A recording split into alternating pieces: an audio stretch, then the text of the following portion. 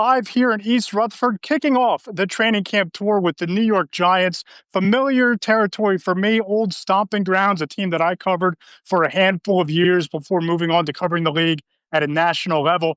Really uncharted territory for the New York Giants in that there is suddenly some legitimate optimism, some legitimate buzz, some legitimate excitement about the young players, especially on this roster. And there was just a different vibe to this place and to this team today in practice. And so much of what the Giants are hopeful about going into 2025, so much of what they're optimistic about is the quarterback room that they've built around Russell Wilson and Jameis Winston and Tommy DeVito coming back. And they trade up to draft their guy they believe can be a franchise quarterback eventually in Jackson Dart. Walking out to the field today with a Giants source that I've known for years, he told me point blank that there is a certain level of excitement about these quarterbacks. He said, quote, all four quarterbacks have a presence, unquote.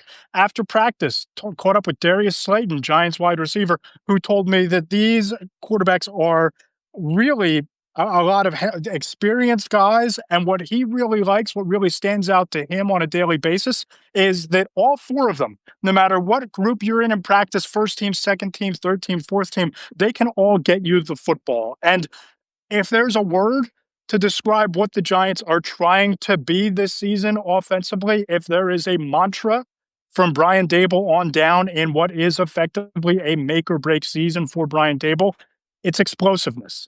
And Darius Slayton told me that he believes that with the talent they have in place, with Malik Neighbors, with himself, with Wan'Dale Robinson coming on a little bit here, that they believe they can be an explosive offense, marrying the big play threat, the deep ball ability of Malik Neighbors with Russell Wilson's ability to stretch the field. And we really saw that shine through during practice today, during an 11-on-11 period. Russell Wilson faked a handoff, rolled out to his right, and then just launched a perfectly placed ball down into the corner of the end zone, 60, 65 yards downfield. I believe it was Neighbors who made the catch. Couldn't really tell because of how the players were standing on the sideline and the bodies. But from my vantage point, very clearly a catch, very clearly a throw that was right on the money from Russell Wilson, and the kind of throw that the Giants hope and believe can be the hallmark of their offense. Now, obviously, what you see on the practice field at the end of July isn't always how things take shape in September, October, November, December,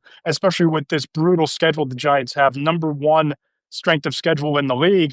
But when you look up and down this roster and you see some of the talent on the field, Abdul Carter arriving as the number 3 overall pick, Brian Burns, Kayvon Thibodeau, of course, Dexter Lawrence is back. The defense, there's the making of a defense that can be disruptive. And even if the wins don't start to stack up for the Giants, they're going to be competitive. They're going to be in games because of the talent on defense, especially up front, especially you talk about those edge rushers being disruptive.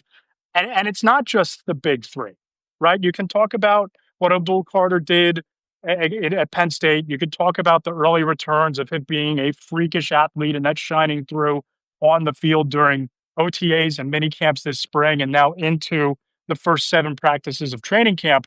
But just under the surface, a guy like Darius Alexander flying just underneath the radar. Spoke to someone today. They're really high on this kid. And when you're watching this defense, when you're watching the defensive line, 3rd round pick out of Toledo, stepping into a leadership role, even as a young player, trying to absorb everything, trying to, when he can, pick his spots to step up and be a vocal leader. You see it on the field, too, because if he can play his way into a role alongside Dexter Lawrence in that rotation, the clock starts to tick a little bit faster for the opposing quarterback in the pocket. You saw that on a couple of plays, couple of glimpses in practice today.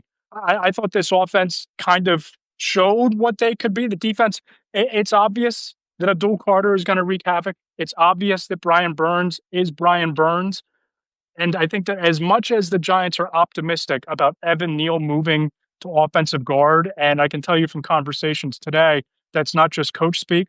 I have multiple people telling me that they thought that he's done really, really well in that spot, that Evan Neal, a former first-round pick, might have the chance to not just resurrect his career, but carve out a role along that offensive line along the interior. They're really high on him. They think that this is going to work. They're going to think that this could light a spark or a fire underneath Evan Neal moving to the inside. But as optimistic as they are, and for as much upside as a second team All Pro like Andrew Thomas has, this Giants offense is going to go as far as the offensive line can take it. And if there was a weakness on this roster right now, I still think that they haven't done enough to fix the offensive line. And that's now going on a 10, 15-year process for this franchise, for this organization, for this personnel department. They're going to be competitive. They're going to be exciting to watch. The offense might be explosive. The defense has the chance to be really disruptive. But, I think that the buzz that you're seeing nationally coming out of the swamps of Jersey about this team, I think it might be justified. So I'm Matt Lombardo signing off here from East Rutherford. We'll be coming to you from Ashburn, Virginia on Saturday, looking at the Washington Commanders and whether Jaden Daniels and company can make the leap from the NFC title game a year ago into a potential Super Bowl appearance and cementing themselves as a contender. We're going to look at the Commanders Saturday afternoon in Ashburn. Thanks for checking in.